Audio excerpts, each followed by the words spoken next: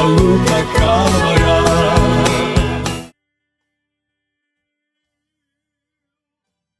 Iremos abrir nossas Bíblias no livro do profeta Jeremias, no capítulo 18. A palavra do Senhor que veio a Jeremias dizendo: levanta-te e desce à casa do oleiro, e lá te farei ouvir as minhas palavras. E desci à casa do oleiro, e eis que ele estava fazendo a sua obra sobre as rodas. Como o vaso que ele fazia de barro se quebrou na mão do oleiro, tornou a fazer dele outro vaso conforme o que pareceu bem aos seus olhos fazer.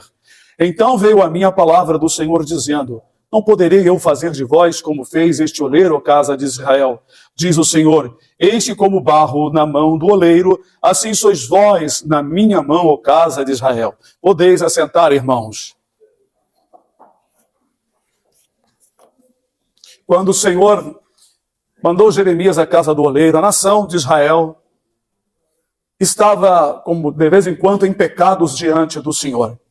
Parece que eles se esqueciam que quem domina o mundo, quem domina os homens, é o Senhor Deus.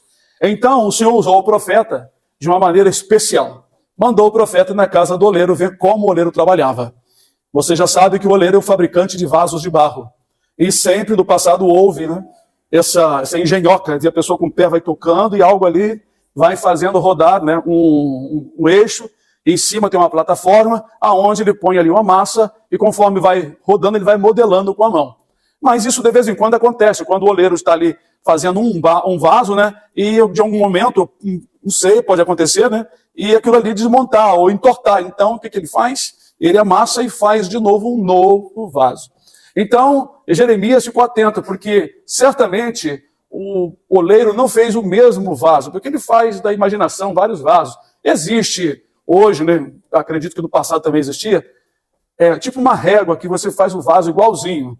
Primeiro você modela mais ou menos, você põe ela aqui, ela já é no molde que você quer. Vai encostando ali e vai ficando exatamente naquele tamanhozinho, naquelas curvas que a pessoa quer fazer, e o desenho também. Bom, então, irmãos, mas segundo a palavra de Deus, Deus mostrou para Jeremias, para falar para o povo de Israel, o que ele podia fazer, o que ele pode fazer. Nós todos estamos nas mãos do Senhor. Alguns servos do Senhor insistem no erro. Então o Senhor mostrou para Jeremias o que Deus pode fazer.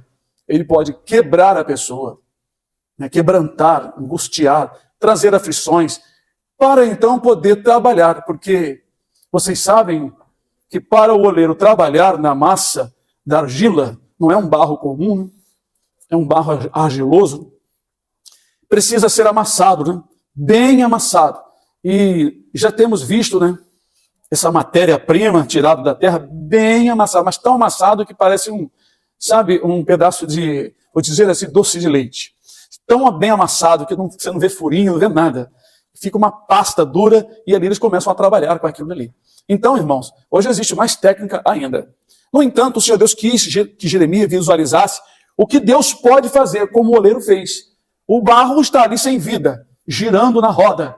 Quebrou-se na mão do oleiro, simplesmente ele amassa e faz de novo. Assim somos nós. Deus está nos usando. O Senhor está com as mãos estendidas, assim como Deus estava dirigindo a nação. Mas, a algum momento, a nação se quebrou, ou seja, pecaram contra Deus. Então, o que o Senhor Deus fez? O Senhor anunciou que iria amassá-los. Vocês sabem que isso ocorreu praticamente quando o rei de Babilônia cercou Jerusalém, tomou Jerusalém. Na última leva, 3 levas de prisioneiros foram para o exílio. Ficarem ali 70 anos. Aqueles 70 anos no exílio foi o momento deles serem amassados.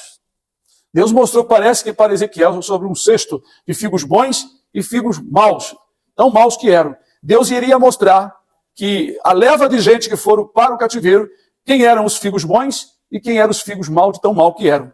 Porque só na aflição é que se pode conhecer quem é quem. Tinha um pastor que dizia assim: é no campo de batalha que se conhece o verdadeiro soldado. Na paz, todo mundo é valente, todo mundo acredita em Deus, todo mundo tem fé em Deus, todo mundo é filho de Deus, todo mundo é de Deus. Mas é na aflição que conhecemos os filhos de verdade. Então o Senhor, de vez em quando, estava mostrando o que ele iria fazer. Outra vez, ele mandou o profeta pegar o vaso, né, vaso do oleiro já pronto, e ajuntou os anciãos e pegou o vaso do oleiro e quebrou. Aí vem a palavra: assim diz o Senhor: assim eu quebrarei a soberba deste povo.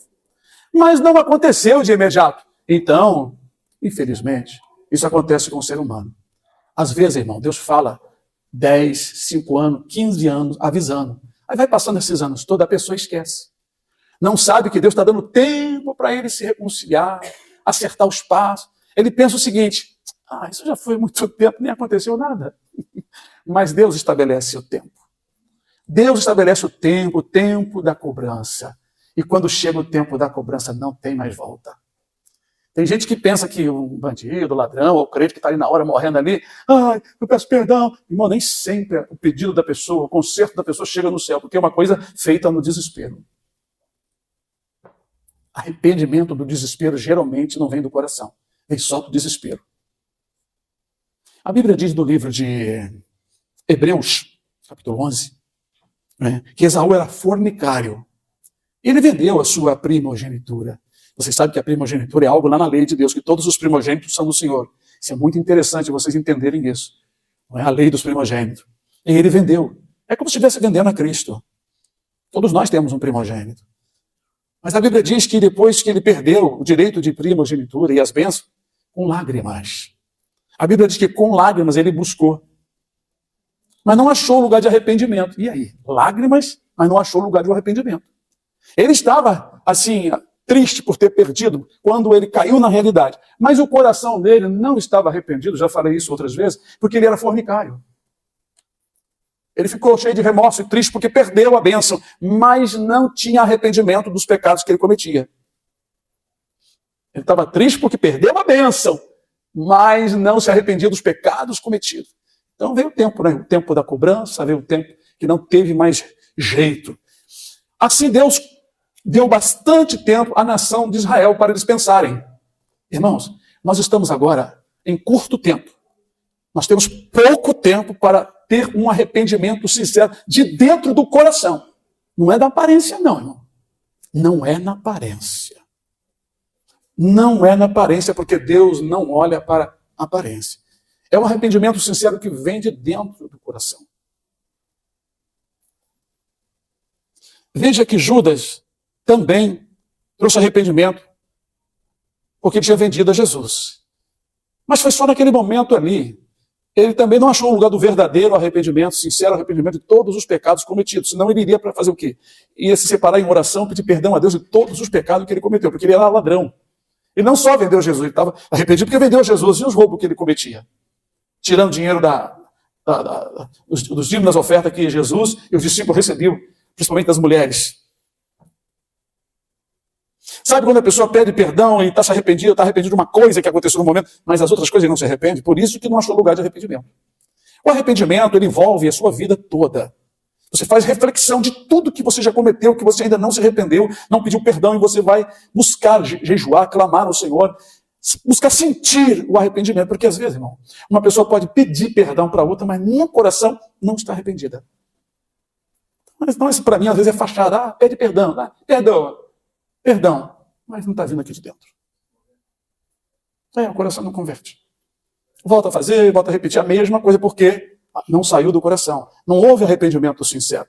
O arrependimento sincero é acompanhado de atitude, de obra, mudança e transformação. A nação de Israel, ela foi avisada durante anos e anos e anos e anos. Quando ela foi tomada, Jeremias já era de idade. Jeremias não tinha 30 anos. Jeremias já tinha idade. Não é igual do filme Jeremias novinho. Então, irmãos, se vocês lerem a história de Jeremias, boa parte do livro de Ezequiel, foi um bom período de anos em que o Senhor Deus deu à nação de Israel para se arrepender. Então Deus estava mostrando aqui através de Jeremias o que ele ia fazer com a nação para poder transformar vaso novo. Porque, irmãos, uma massa de barro cheia de impureza não serve para fazer os vasos. Ela tem que ser bem amassada, ter liga, ser bem preparada para se fazer um vaso. Semelhantemente o ouro. O ouro não é encontrado assim na natureza tão puro. Ele precisa passar pelo processo de purificação. E esse processo de purificação leva à queima. Ele vai para o fogo, para que as escórias, as impurezas, elas começam a se separar. Hoje existem até um líquido especial que faz isso também. Junta o ouro, separa o ouro das terras, depois ainda vai passar por outros processos. Então, até ele ficar um ouro puro, um ouro fino, ele passa por processos. Então, irmãos, sabemos que, semelhantemente, uma madeira é tirada da natureza da forma bruta como ela é, da árvore, com a sua casca informe, com nós, com buraco, às vezes, com rachadura. Então é passado pelo processo de serragem, serrar a madeira, tirar as partes que não estão muito boa. Depois vai ser trabalhada a madeira para o que for útil, para a finalidade com que ela foi escolhida. Assim Deus estava mostrando à nação de Israel que ele, o oleiro, iria fazer. Ele fez, não poderei eu fazer de vós como fez o oleiro, ó casa de Israel. Aqui estava uma advertência. Tem gente que canta o hino aí, né? O hino antigo, né? Quebra a minha vida e faz-a de novo. Quebra a minha vida. É um hino difícil de cantar, hein? Eu não gosto de cantar esse hino, não. Quebra a minha vida e faz-a de novo. É bonito, né? Eu quero ser um vaso novo. Eu já sou um vaso novo, eu não quero que ele quebre minha vida mais. Já fui quebrada várias vezes, para quê? Estou profetizando. Se você está cantando isso, está profetizando. Agora, tem irmão que precisa ser quebrado, porque é teimoso, insistente e continua no erro. Então precisa ser quebrado. Muitos irmãos vão ser quebrados na grande tribulação. Eu estava vendo o testemunho de um músico. O músico, esses irmãos, eu tocava na igreja, ficou eu, outro músico, mas rapaz, nós tocávamos na igreja, vamos se suicidar? Não. A morte vai fugir da gente. Ele chorava demais, porque os filhos deles foram, ficou ele e a mulher. Quando ele foi lá na igreja dele, o pátio estava cheio de carro. A igreja estava tão cheia que parecia um congresso, tinha mais gente, disse ele, tinha mais gente que nos congressos que eles faziam. Ou seja, ficou a maioria, ficou todo mundo praticamente. Porque a Bíblia fala de porta estreita, uma vida mais estreita com o Senhor. Mas por causa de outras igrejas e outros irmãos, até irmãos nossos aqui levam uma vida um pouquinho na porta larga, achando que está tudo bem porque Deus está calado. Não está exortando muito. Faça concerto diante de mim, diz o Senhor. Eu já vi, irmão, Deus usar profeta e mandar trazer, mandar ajoelhar. Estavam vivendo fornicando, fazendo vaidade. Na época, Assembleia de Deus, não podia ter televisão dentro de casa, não podia jogar bola, não podia jogar nada. Hoje fazem tudo. Falo mesmo. Eu estive lá. Eu conheci a Assembleia de Deus, os homens andando na rua de chapéuzinho, desse tamanhozinho assim, ó, para ter o hábito de tirar o chapéu como cortesia. Eu conheci a Assembleia de Deus nesta época, que não podia, era proibido ter televisão. E o demônio, quando um assembleano no Apolo 3 colocou uma televisão dentro de casa, uma mulher endemoniada de dia, a cores ao vivo, vestida toda de feiticeira, cheia de colar, endemoniada, dizendo, meu reino está aí. Isso aí é meu reino está aí. E foi um escândalo terrível. Como não tinha muro, era uma cerquinha, a mulher conseguiu entrar, botar ela para fora, foi um escândalo. Por fim, ela tirou os cordões e jogou, e dizendo, meu reino está aí, isso é meu, e jogou. Deus permitiu isso naquela época. Hoje, Deus não está fazendo mais nada, não. Ele sabe, o povo sabe que está vendo que não presta. Celular, a televisão portátil do bolso. O povo sabe, irmão. Então Deus vai fazer o quê? Vai amassar.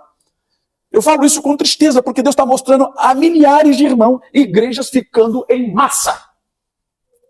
E aqui é como se fosse esse período antes da tribulação. Porque assim como eles passaram 70 anos, assim, quando terminar esse tempo aqui do aviso, vem 7 anos. Só que os 7 anos de grande tribulação, eu não sei quantas vezes, quantas centenas e milhares de vezes do que os 70 anos que eles passaram. Porque os judeus não foram oprimidos, perseguidos, torturados, só alguns profetas que Deus havia de entregar. Mas eles viveram lá, casaram, né, recriaram, cresceram, depois voltaram para Jerusalém. Mas aquilo ali é como se fosse uma parábola real. Deus mostrando no passado o que vai acontecer agora. Só que agora é diferente. Muitos que vão ficar e vão voltar para Jerusalém celestial, mas vão ser massacrados. Vão ser amassados para poder formar um vaso novo. Porque o Espírito Santo, ele não fica dentro de vasos rachados, furados. Vasos que não prestam para conter nada. E o vaso tem que estar bem preparado. O Senhor falou isso para a nação cair em si, se humilharem, aproveitarem aquele tempo de paz que eles tinham. Eles não estavam sofrendo nada. Não havia uma guerra terrível. Mulheres grávidas sendo fendidas pelo meio. Não tinha ninguém jogando as crianças de cima das montanhas para bater lá embaixo e matar as crianças. Criança de 1 ano, 2 anos, 3 anos, criancinha de colo. Não tinha nada disso. Os babilônicos fizeram isso. Isso está registrado no Salmo. A filha de Babilônia que vai ser assolada. Feliz é aquele que pegar em teus filhos e der com ele nas pedras, igualmente vocês fizeram conosco. Consoante, né? Igualmente. Então, irmãos, o Senhor Deus queria que a nação refletisse. Deus deu tempo? Deus deu tempo. O Senhor queria que a nação não fosse destruída, mas eles davam mais atenção às coisas que eles gostavam. Nós passamos por muitas coisas. Muitos dos irmãos foram quebrados, foram assim, remodelados. Deus remodelou o modo de falar, Deus remodelou o modo de vocês agirem com outras pessoas. O Senhor Deus remodelou o modo de vestir, o modo de negociar, não defraudar ninguém, tirar o direito de ninguém. Deus remodelou tudo através da palavra, que o Espírito Santo vem colocando no coração de cada um de vocês. Mas existe muita gente na face da terra que não deixou o Senhor remodelar. Estão quebrados e a hora de amassar está chegando. Deus não vai restituir, não vai reformar ninguém. Eu estou sentindo que nesses últimos dias a porta da graça já está fechando, a porta da arca parece que já está fechada. Quem entrou não sai, quem está do lado de fora não consegue entrar. Estou sentindo uma dificuldade das pessoas vir um culto, assistir um culto, de crer no Senhor, de aceitar a viver novamente. Estou sentindo essa dificuldade. Nas pessoas, nem nós não, estou sentindo neles, das pessoas. Parece que já estamos na hora do dilúvio começar a água começar a chover. Eu estou percebendo que o cerco já está aí. O mundo, a Jerusalém, o povo está cercado, a Babilônia está aí. A coisa está assim, se encaixando rapidamente. E muitos ainda estão achando que haverá muito tempo de diversão, de andar no parquinho, na roda gigante, não é? E Deus está avisando que o tempo está acabando. A grande tribulação está sendo anunciada. Olha, eu vou te dizer uma coisa para vocês. Eu tenho assim examinado alguns testemunhos, mesmo que as pessoas sonham muito, sonham demais, não é? Muitos sonhos parecidos. Agora, com a facilidade de nós ouvirmos testemunhos em inglês, traduzido para o português, né? Não é somente tradução para você ler, não, mas colocando aquela voz da inteligência artificial, né, traduzindo e falando. Irmãos, muita gente, alguns pastores desses países da África estão anunciando, estão falando sobre o arrebatamento. Estavam calados. Por aqui eu não sei como é que estão os pastores por aqui, porque eu não ando visitando a igreja.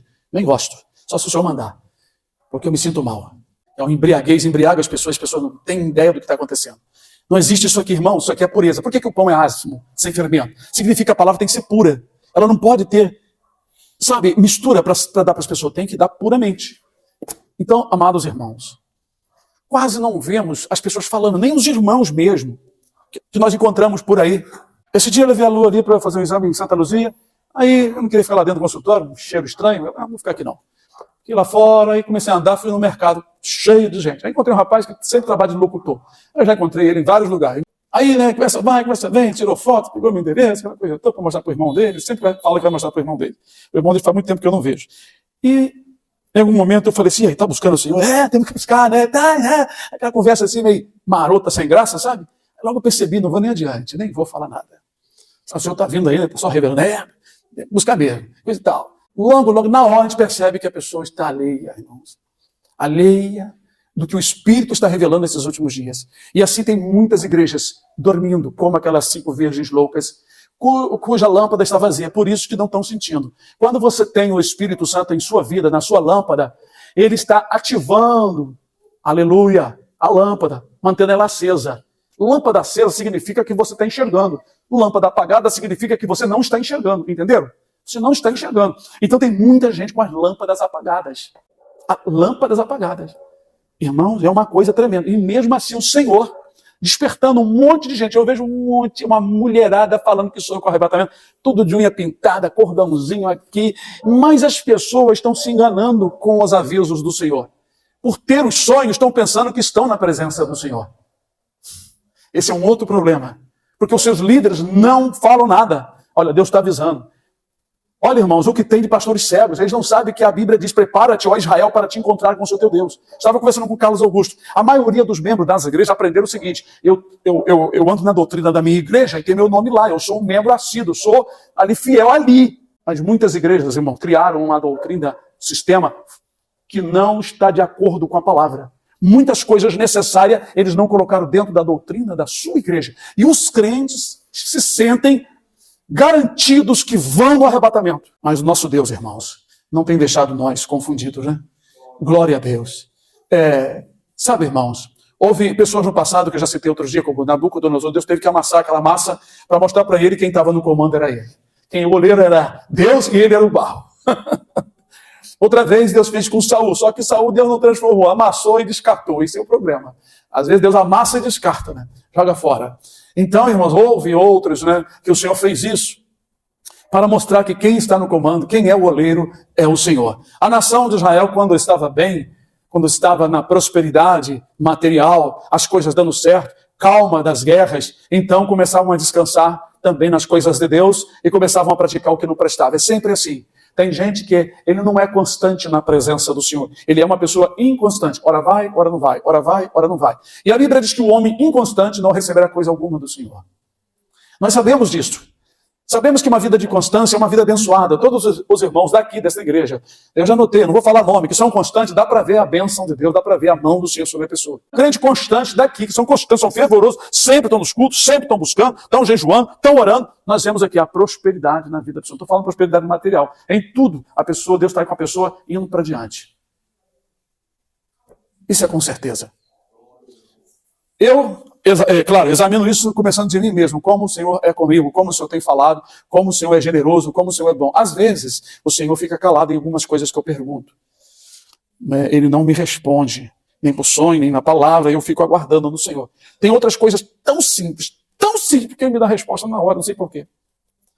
Mas eu tenho que, claro, meus irmãos, respeitar o que Deus quer e não o que eu quero.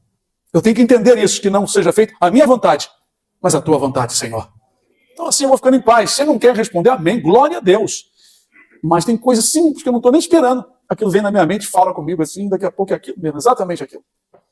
Mas então, irmãos, essa palavra o Senhor me tocou hoje 2 vezes, ao abrir as Escrituras. O vaso na mão do oleiro. Todos nós somos vasos.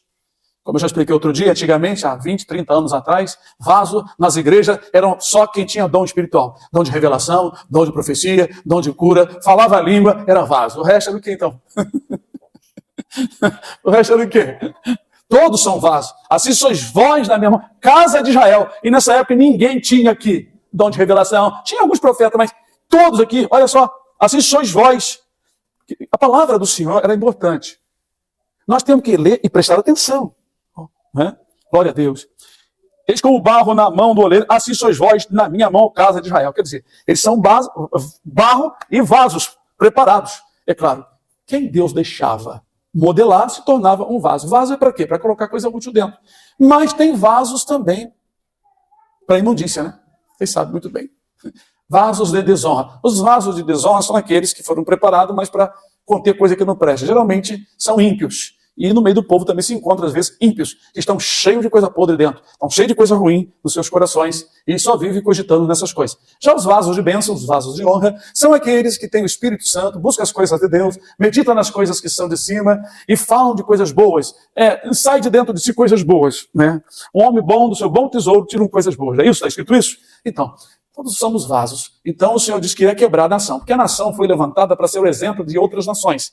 E foi dela que saiu o Salvador, saiu a lei, e tudo de bom veio na nação de Israel para a vida espiritual. No entanto, muitas vezes, eles se rebelavam. Ao invés de ser o exemplo, ajudar os outros e muitas coisas mais, eles se tornaram rebeldes. E então Deus estava pronunciando que iria quebrá-los. Agora, irmãos, vem uma quebradura geral de todos os religiosos que tomam o nome do Senhor Jesus e os judeus rebeldes que não creram no Messias. E isso vai acontecer, e está perto de acontecer. O Senhor está anunciando que a qualquer momento muitas coisas podem acontecer. Eu tenho sempre alertado os irmãos. Essa situação dos militares com a política é perigosa, é um momento perigoso. Os irmãos ficam sempre atentos, buscando o Senhor, não fiquem descansando, irmão, nos bens materiais, só pensando em comer e beber. Olha, irmão, os militares, quando tem que tomar, eu já avisei isso para vocês, vou falar de novo, eles não dão aviso não, tá? Geralmente é no amanhecer, de madrugada, o país está todo tomado, já era, acabou.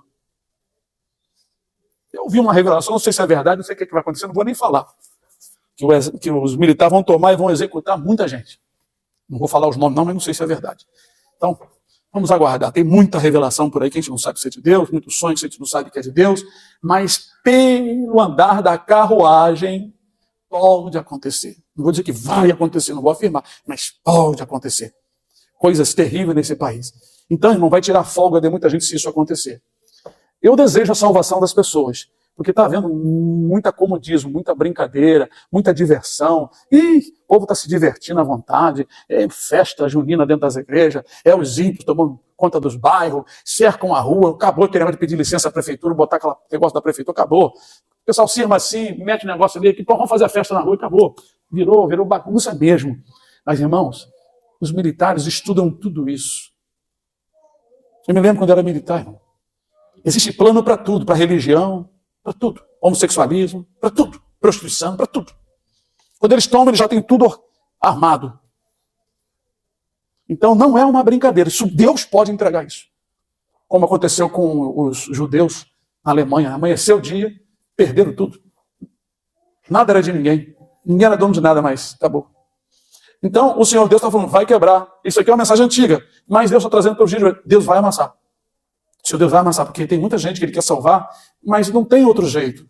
O Senhor já falou amorosamente, já deu bênção, já, assim, até revelação Deus deu. Eu já estava lembrando de um irmão, não vou falar o nome dele não. Muitos anos daqui não, vocês não conheceram ele.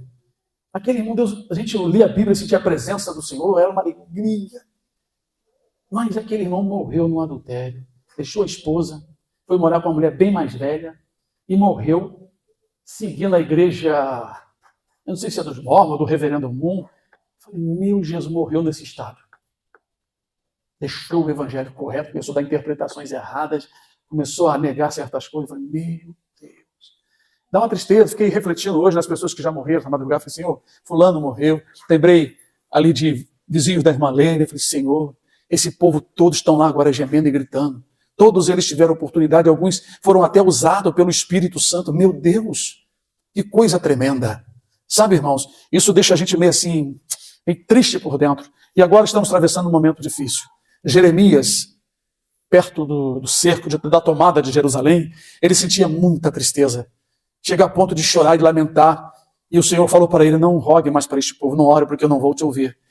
Tudo estava determinado o que ia acontecer. Mas ele foi ali até o final, até mesmo o momento que a nação lhe prendeu, ele deixou ele preso, quando os babilônicos tomaram Jerusalém e encontrou Jeremias no cárcere preso. Bendito seja o nome do Senhor. Aí tiraram ele da prisão, convidaram ele para ir para a Babilônia como convidado, não como exilado. Ele não ia com grilhões, humilhado, ele iria como convidado, mas ele não quis. Aí deram um presente para ele, sustento, e falou para ele, olha, fica aqui com Gedalias ou vai para onde você quiser. Todo mundo já conhece a história, né? Gedalias foi morto, e o outro, Ismael, acho que é Ismael, né? Levou os restantes que estavam ali, os pobres, para o Egito e obrigou Jeremias a ir também. E lá o Senhor Deus mandou a profecia o que ia fazer com eles, porque eles foram para lá. Tudo tinha que ser de acordo com o plano de Deus. Deus estava amassando todo mundo, então fica aqui, deixa eu te amassar aqui, fica na minha mão. É a mesma coisa, quando Deus traz a correção, Deus traz o castigo, não sai não, pior fica. Está debaixo do castigo, fica. Não busca sair não, porque aí fica pior. Foi o que eles fizeram, buscaram sair, foram para o Egito, e o Senhor falou que ia acontecer com eles.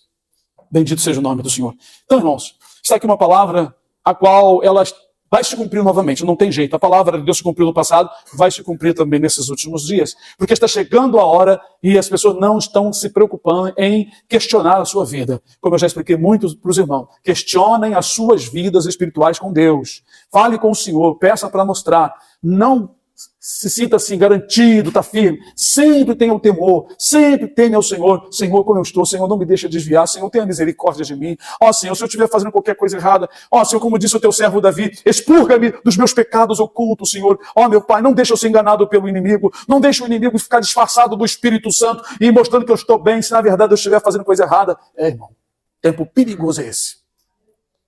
Tempo em que o inimigo pode se manifestar e se apresentar como o Espírito Santo e vou te enganar mostrando que você está bem. Te dando adivinhação, revelação, não, adivinhação. Não, Pai, Deus me mostrou, eu tive. Tem gente com vida desconcertadinha, mas está tendo revelações. Isso que é o perigo. Isso que é o perigo. Então, amados, nós somos, sim, vaso e barro na mão do oleiro. Uns, quem sabe, Deus está acabando de modelar. Outros estão modelados. Glória a Deus. Que o Senhor nos encontre preparado para a vinda do Senhor. Maranata, ora vem, Senhor Jesus. Vem, Senhor Jesus, a buscar a tua igreja. A hora está chegando. Eu até nem sei, mas se nós, o que vem por aí, se nós vamos voltar o ano que vem aqui, só Deus sabe. Só Deus sabe. O dia de amanhã pertence a Deus. Pode ser que a gente venha, né, mais uma vez, mas vamos orar para que as coisas aconteçam de acordo com a vontade do Senhor e não com a nossa vontade.